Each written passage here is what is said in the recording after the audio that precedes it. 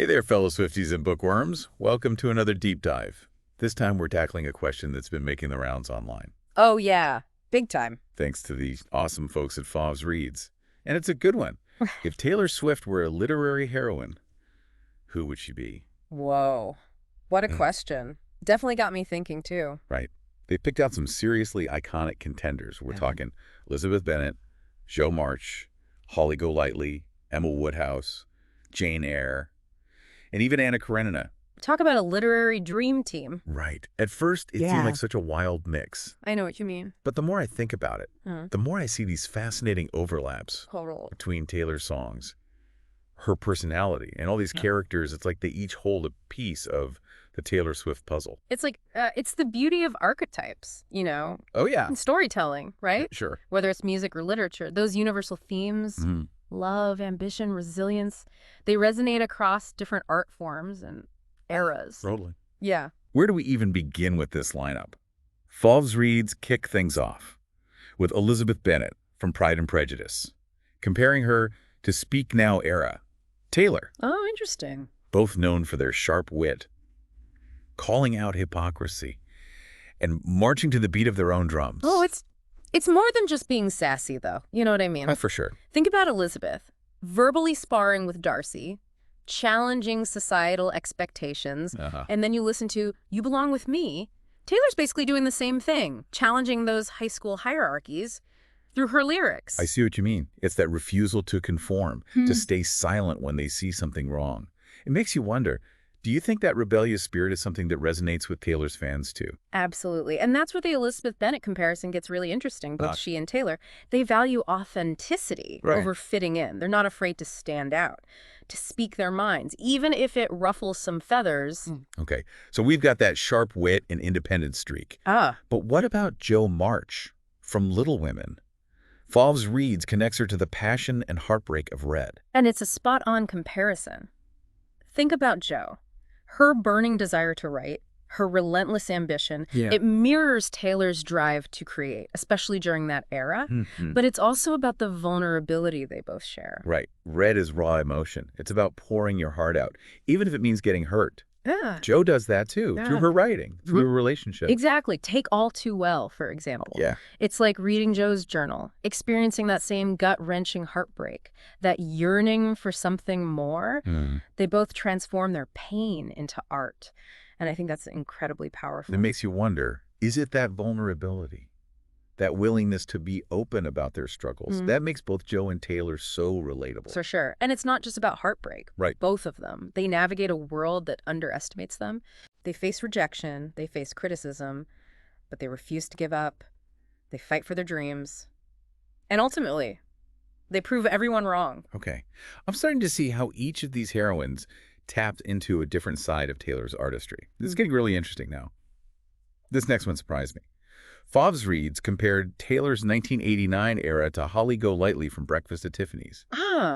It's the glamour, that sophisticated yet vulnerable vibe. And there's a lot more to it than meets the eye. Oh, yeah. On the surface, it's all sparkle and parties, just like 1989, with its pop anthems and stadium tours. But beneath that, there's a deeper longing for connection and meaning, both for Holly and for Taylor during that period. I can see that. Yeah. But how do we actually see that vulnerability play out in Taylor's music? Okay.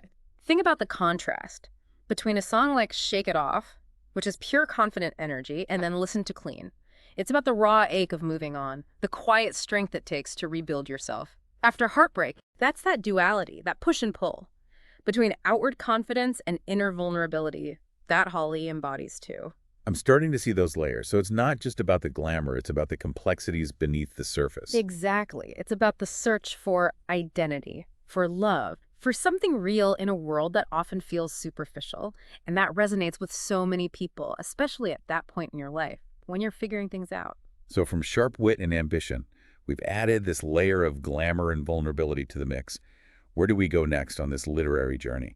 Fauves Reads takes us to Emma Woodhouse from Emma. And they see a connection to Taylor's Lover album. And it's all about personal growth. And Emma starts off as this confident, maybe even a bit meddling character who thinks she has it all figured out. Sound familiar? Okay. I can see some parallels there. Lover is definitely an album about love and relationships, but it also feels more mature, more self-aware than some of her earlier work. Exactly. But Emma and Taylor, during that era, they're learning to let go of control, to embrace the messiness of life, and to accept that they don't always have the answers. They make mistakes, they learn, and they grow. So it's not just about romantic love, it's about loving yourself Yeah, and owning your imperfections. you got it. And that's a message that resonates deeply with listeners, especially those who are going through their own journeys of self-discovery. It's like Emma and Taylor are saying, hey, it's okay to mess up, to be flawed, as long as you keep learning and growing. And that journey of self-discovery often leads us to a deeper understanding of our own strength and resilience. Which brings us to Jane Eyre, who Fauves Reads connects to those moodier, more introspective themes in folklore and Evermore. That's a shift from the glittery world of 1989 and the playful romance of Lover. But when you think about it, Jane Eyre has this quiet strength, this ability to endure hardship without losing her sense of self. Exactly. Jane goes through so much. A difficult childhood, a passionate but ultimately doomed love affair.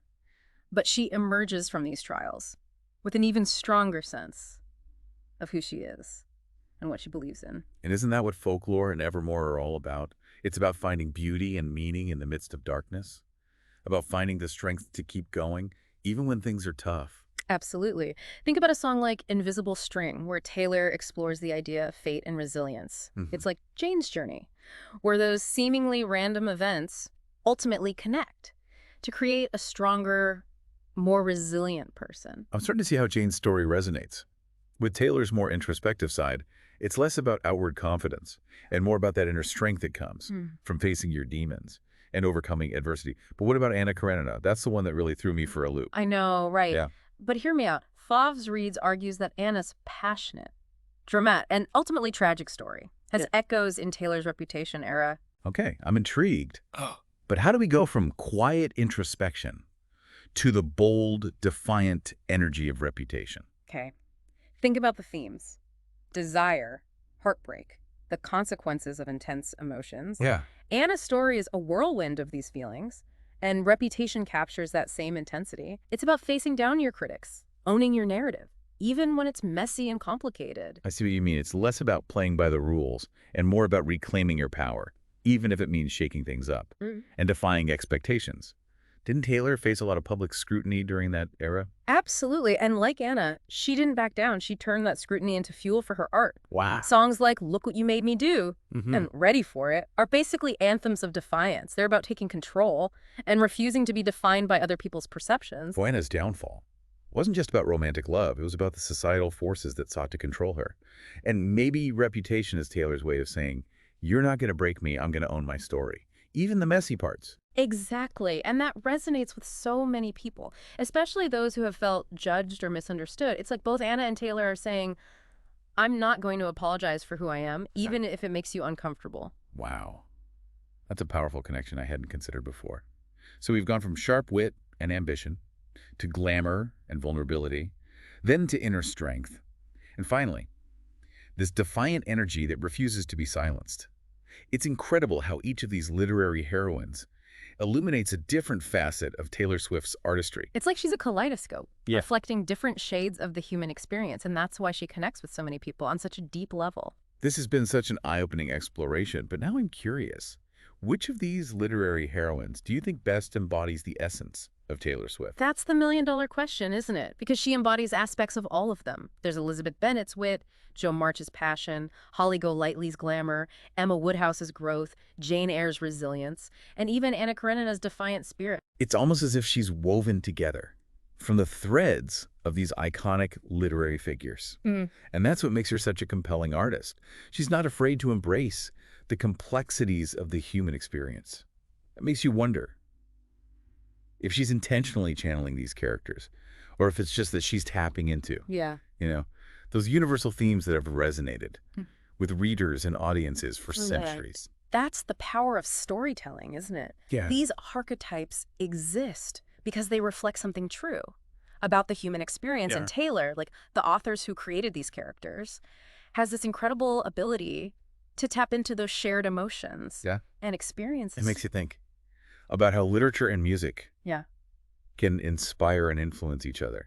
I mean, we've seen how Taylor's music reflects these literary themes, but do you think there's a way in which her music could inspire future writers too. Oh, I absolutely think so. Yeah. Her storytelling is so vivid, so emotionally resonant, that it wouldn't surprise me if we see a new generation of writers But drawing inspiration from her work. Imagine a character inspired by the heartbreak of All Too Well, or the resilience of New Romantics. that's so cool to think about. It's like this ongoing conversation between art forms, each generation adding its own voice to the mix. And that's what makes exploring these connections so fascinating. It's not just about finding neat parallels. It's about understanding how art reflects and shapes our culture, our emotions, our understanding of ourselves, and the world around us. So what does this all mean for us, the listeners? Why should we care about these connections between Taylor Swift Yeah. and these literary heroines? Yeah. For one thing, it adds a whole new dimension to how we experience Taylor's music. Right. We can see those familiar themes and emotions through a different lens, a literary lens, and that can deepen our appreciation for her artistry. It's like we're unlocking secret codes in her lyrics, seeing those hidden connections to these timeless stories, and that makes listening to her music even more rewarding. Exactly. And it also encourages us to think critically about the stories we consume, whether it's music, literature, film, whatever. What are the underlying themes? What are the archetypes at play? How do those stories connect to our own lives and experiences? So it's not just about Taylor Swift. It's about becoming more thoughtful, more engaged consumers of art and culture. It's about seeing those connections, those shared human experiences that transcend time and genre. And it's about having fun. Oh, yeah. Don't be afraid to make your own connections, to see those unexpected parallels between your favorite artists and stories. All right. It's all about keeping that curiosity alive, that passion for exploration. So to our listeners, we're throwing the question back to you. Which literary heroine do you think best captures the essence of Taylor Swift? Is it the sharp wit of Elizabeth Bennet, the burning passion of Jo March, the glamorous vulnerability of Holly Golightly, the growth of Emma Woodhouse, the quiet strength of Jane Eyre, or the defiant spirit of Anna Karenina? Let us know your thoughts Yeah. and keep those deep dives going, because there's always more to discover, more connections to make, and more stories to tell. Thanks for joining us on this literary adventure. Until next time, happy reading, happy listening, and happy deep diving.